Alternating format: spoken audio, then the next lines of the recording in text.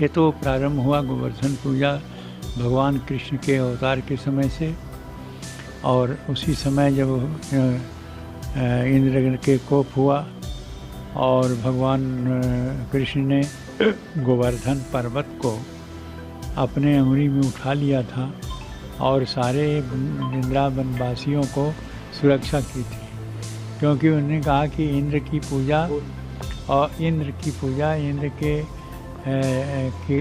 करने की अपेक्षा हम उनकी पूजा करें जिससे हमारा कल्याण होता है। हम गोवर्धन जो पर्वत हैं जिस पर हमारे सारे जितने पशु हैं वो जा कर के वहाँ चरते हैं और आते हैं, और उनकी जो सुरक्षा होती है उनके खान पान की होती है, हम उनकी पूजा करें और उनकी पूजा करने से हमारा और हमारे गोवर्धन वासियों का और देशवासियों का कल्याण होगा।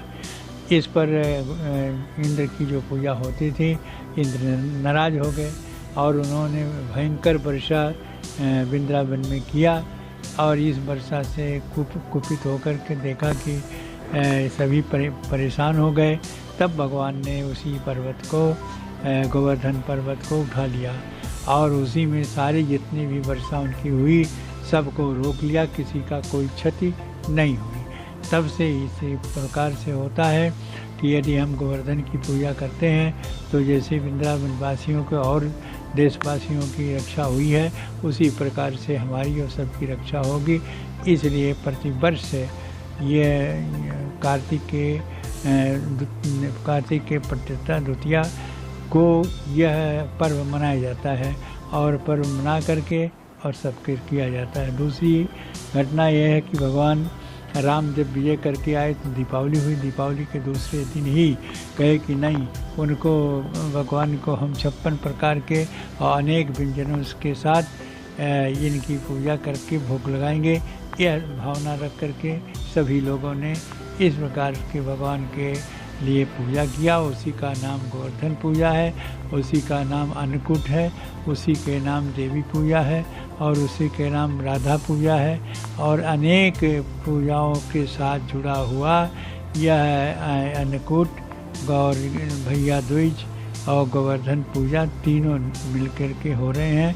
और इसी से जो लोग इसकी पूजा, इसकी व्यवस्था और इसकी मांग करते हैं उनका कल्याण होता है। इसीलिए प्रतिवर्ष गोवर्धन की पूजा होती है और गोवर्धन पूजा सभी लोगों को करना चाहिए जिससे सबका कल्याण हो। भैया दूज भी है, तो भैया दूज पे जो क्या होता है? हाँ, दोनों होता है कि भैया दूज इस रूप मनाई जाती है कि जमुना और जमराज का ये एक भाई बहन है, और जो आज के दिन यमुना की पूजा करता है भैया दूज के रूप में, उसको यमराज कोप उस पर नहीं पड़ता और वह यह उसके ऊपर कोई भी प्रभाव यमराज का नहीं होता है, क्योंकि यमराज की बहन यमुना है और यमुना की पूजा की जाती है, और यमुना की पूजा के प्रभाव से यमराज स्वयं प्रसन्न होते हैं और उस व्यक्ति के ऊपर इसका प्रभाव नहीं होता।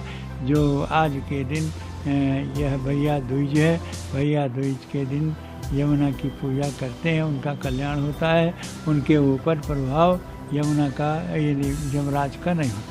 भाई बहन क्या ऐसा कोई होता है? हाँ, भाई बहन, चूँकि यमराज और यमुना दोनों भाई एक ही संतान हैं, दोनों भाई बहन हैं, इसलिए जब भाई की पूजा हो जाती है तो बहन भी प्रसन्न हो जाती है, और बहन की पूजा हो जाती तो भाई भी प्रसन्न हो जाता है।